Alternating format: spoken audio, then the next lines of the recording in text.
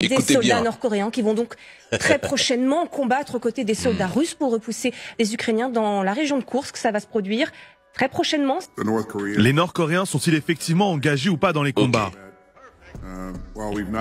Bien que nous n'ayons pas vu de rapport significatif à ce sujet jusqu'à maintenant, Il y a quelques jours, SCI a affirmé que des Nord-Coréens combattaient déjà en Ukraine et certains ont même partagé des photos inventées de toutes pièces montrant des Nord-Coréens soi-disant éliminés à Koursk. Il y a quelques semaines, Lloyd Austin parlait de 10 000 à 50 000 Nord-Coréens présents à Koursk et Joe Biden menaçait d'autoriser Zelensky à utiliser des missiles longue portée si c'était vrai. Les Britanniques et les Français ont suivi cette logique et, quelques jours après, ils ont donné leur autorisation à Zelensky. Le même Zelensky affirme depuis 3 semaines que ses forces armées éliminent déjà des Nord-Coréens.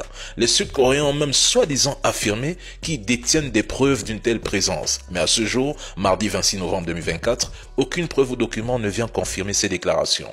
En réalité, tout cela semble inventé de toutes pièces par les mêmes personnes qui nous ont expliqué que l'Irak possédait une arme de destruction massive. Et pour appuyer leurs propos, ils ont exhibé une capsule, présenté des images de camions supposés être des prototypes de labos mobiles de recherche, ainsi que quelques photos satellites falsifiées censées représenter des usines de fabrication. Mais faites le constat, les chiffres de SCI ne cessent d'augmenter. Au début, ils nous ont annoncé 10 000, puis 50 000, ensuite 100 000. Et bientôt, ils parleront de 500 000 Nord-Coréens à Koursk. Alors que, voilà le résultat de Koursk.